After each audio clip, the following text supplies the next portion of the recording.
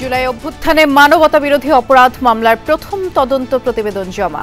আসলে ৬ লাশ পোড়ানোর সময় একজন জীবিত ছিল জানালো প্রসিকিউশন। এই রিপোর্টগুলো আসার সাথে সাথেই আমরা পর্যালোচনা করে আনুষ্ঠানিক যে অভিযোগ অর্থাৎ ফর্মাল চার্জ আমরা দাখিল করে ফেলব এবং ফর্মাল চার্জ দাখিলের মধ্য দিয়ে কিন্তু আনুষ্ঠানিক বিচারের যাত্রাটা শুরু হবে। ২৪-এর অভ্যুত্থানকে ৭১-এর সঙ্গে এক কাতারে রাখার সুপারিশে বিএনপির না। দুদক, জনপ্রশাসন ও বিচার বিভাগের বেশিরভাগ প্রস্তাবনায় সম্মতি। ১৯৭১ সালের স্বাধীনতা যুদ্ধের সাথে একই কাতারে ২০২৪ সালের গণ অভ্যুত্থানকে নিয়ে এসছেন, যেটা আমরা মনে করি সমীচীন নয়। গণপরিষদের মাধ্যমে নতুন সংবিধান চায় এনসিপি।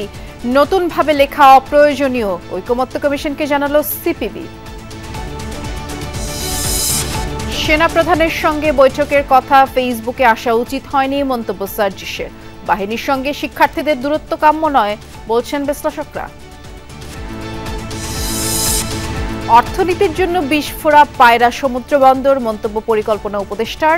নিরুপায় বিবেচনায় বাড়ানো হলো আওয়ামী লীগের ন্যায় প্রকল্পের মেয়াদ ও বরাদ্দ।